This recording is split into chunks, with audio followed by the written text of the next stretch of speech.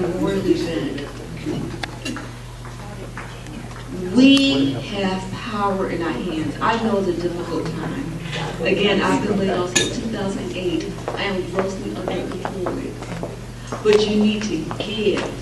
You know, somebody else is not going to make it happen for Mr. Holland. You have to make it happen for Mr. Holland. He did not ask me to say this, but if you saw the big bucks that was printed in the paper, you will be compelled to give. I don't know if you have any envelopes on this table, but there need to be some envelopes on the table. And if you can at all possible, make a donation to the campaign, because it takes staff, it takes signage, it takes money, and I know money is hard to come by. Trust me. I'm waiting for the hammer to come down on me at any time, but there's always prayer. If we can give Obama $5, $10, $15, $20, can we do the same for our own? Can we? Amen. So the next time they print something in the paper that we do not tell against, you know, they also put it in there that he's a lone Democrat. Did you all know that? Yeah. But we're not going to talk about the other difference, the other lone difference. So let's set up one of our own. And if at all possible, if you can write a check, so the next time the Times-Dispatch disrespect one of our own, because they didn't even take the time to put a picture in the paper of him as they do the big wheeling dealers. Okay? You had something to say, Mr. Mason? I had a question. Yes. Before you were elected, this county, I think, took some shameful actions to designate Confederate History Month, and I objected to that. I hope after you're reelected, you would take up with this Board of Supervisors, changing that to Civil War History Month and not Confederate History Month. I think that's really an appalling insult to the people in this room, to all Americans who want to see this great country recognized for what we are now, and not what some people were back 200 years ago, 150 years ago. Yes, I think it's very important. I agree. Thank you very much. As you well know, it's so important because, see, you have to be at the table to make change, you know, and changes are made whether you're at the table or not. They're going to be made. So thank you for that comment. Appreciate it. Yes. With that being said, I am on the Sesquicentennial Committee for Chesterfield County. And a gentleman made a statement that there's not a memorial to the African American soldiers that served during the Civil War. So right now they're doing, it probably has come before you, they're doing some research right now. But I'm spearheading raising the funds once we get the approval. And I hope you all can keep that in mind, that not only do we need to be at the table of the Board of Supervisors, we need to be at the table in this community. We need to get involved. Stop expecting everyone to look at us favorably. We cannot blame the Chesterfield Historical Society or their family members. They're trying to uphold and lift up their family members. We need to uphold and lift up our own. Okay? Now we have another question. Talk about your wife as a teacher, and does that help? Problems in school. Jules, you want a mic? Hey, let me just share. I would gladly get her a mic. She is something special. But let me just say that you all know Judith, first of all. I know her better. I know her better because I know that she is one of the hardest working teachers I've ever seen in my life. I don't know many teachers who can stay up and work all night, get up in the morning without having slept and go back to school, having done well pages at her high school, having taught kids who are disrespectful, kids who don't even value education, kids who will sit in her classroom and say, I'm not going to learn today. Kids who come in the classroom who have a lot of issues, and some of them do have a lot of challenging issues in their lives. I know it. We all have seen it. Some kids don't even have parents. Some kids don't even have shirts and additional clothes to go to school. Some kids don't even have a place really to stay.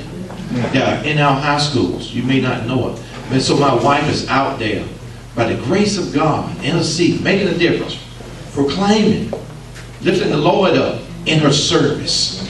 Not just giving lip service, but giving active service as an educator, as a teacher, at Meadowbrook High School. And I tell you, the school is fortunate to have her, because if we don't have teachers who care about students, then the students will know they don't care about them. Amen. Amen. Let me talk about this. I could share some of her exploits with how she's done Vita Sites, but I'm not going to talk about all what she's done, like Vita Sites and the like, but I'm going to let her say a word now. I had not planned on saying much, and I thought I was just going to come and enjoy, but you know me, I just always say, let my life speak for me. Amen. A long time ago, when I met Jim, and I was just that young, innocent girl. I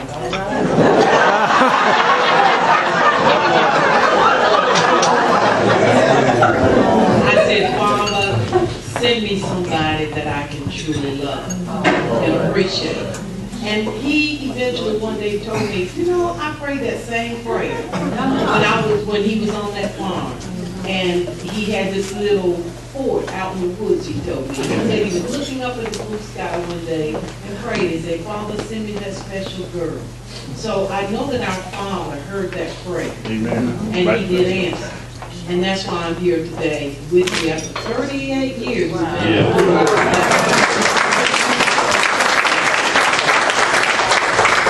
I do say this, church family, some of you may not know, and those of you who attend Sunday school with me, I've told so many stories before, but you know what the life is all about. But years and years ago, Jim told me once that when he was a young man, on a bus trip to go to the military, he told you about his family, how I always say, well, I don't want to say dysfunctional, but how tough his life was. Jim comes from a very meager family upbringing. And, you know, when you live in a household when you are eating peanut butter from cornbread, that's a tough way to be real. And that's the environment that he came out of. May not be what he wanted to eat, but it was food. And he survived. And for him to come out of that environment with just a mother who cared and told him, find your way by going to the military. And from the military, you see the end product today. And everything that Jim and I have accomplished in life, we have always worked together. One of the things that I did hear from him over the years is that some time ago he said that he missed a calling, church, that he had an experience with the Father. And he said, I thought I was supposed to be a preacher. And he said he thought he had missed his calling. And one day, if you're in a Sunday school class or somewhere with him, maybe he can tell you the rest of the story. But just to give you a little snippet of what happened. He said he thought he missed that calling. And I always told him that, you know, Rev Shannon does a really good job, and Rev Brown, and Rev this and that. And I said, Jim, maybe God has another calling for you. That sometimes he can use ministers in the pulpit to preach the word, but then he needs someone else to run in the forefront and be the mouthpiece for other people who are not able to say. And I told him that if you allow God to use you, he will use you in a mighty way. And ever since that day, ever since that moment, Jim, I've always told you that this is your calling. Doing something that you want to do. Now, I know you've been reading the paper how he has been, the reporters have been saying, here he comes again. He's everywhere. You see him here, you see him there. And I said, Jim, I guess since you have been in office, I know, the county has been doing so well that even people, we were out in Oregon this summer, and people there were saying, how do you all get your county to do that? Everybody else has been laying off, and you all are doing, you're solving, you're doing well. And here goes Jim again, all the way out there trying to tell them, so this is what we did. Here he goes again. So he is telling that story on the local level, on the state level, and even on the national level. That anybody who will listen, that Chesterfield County does work. We have been making the difference when it comes to, and I know we have some little things that are still straight and not right yet, but this board has really been doing a phenomenal job with what they have been told to do. I will say this, that as an educator, a lot of times I'm a little disappointed with what goes on, and I come home some days and share things with Jim. Jim, you gotta make a difference. Jim, you gotta do this. He said, well, wait a minute, let me get finished with this first, and then I'll come over and work with the school. So now he's in a position where he can sit now and look at the school and help others to try to make it even better. Because we all can be, everything can be improved. And that is one thing that he said that he's going to try to do this next term, is just try to do better, try to improve, and just try to have a little bit more impact on our school system. Now, as that educator, because I do come home every day sharing with him, Jim, we have to make a difference. Church, family, and friends. If we don't get in front of this with our dear, sweet children, as far as educating them, and as Jim said, we all are going to suffer one of these days. These children are our future. And if we don't get them educated, get them prepared to move into the real world with skills and jobs and even college or what have you, then we all will have to pay for that one day. And Jim, this is why I am behind you 100% as Dale District Supervisor. Make that difference. Get ready.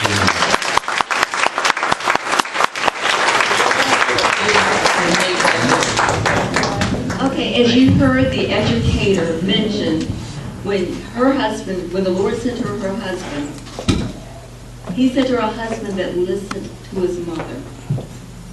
Now, I do believe that fathers have a strong part to play, but there's so many young people without a two-parent homes.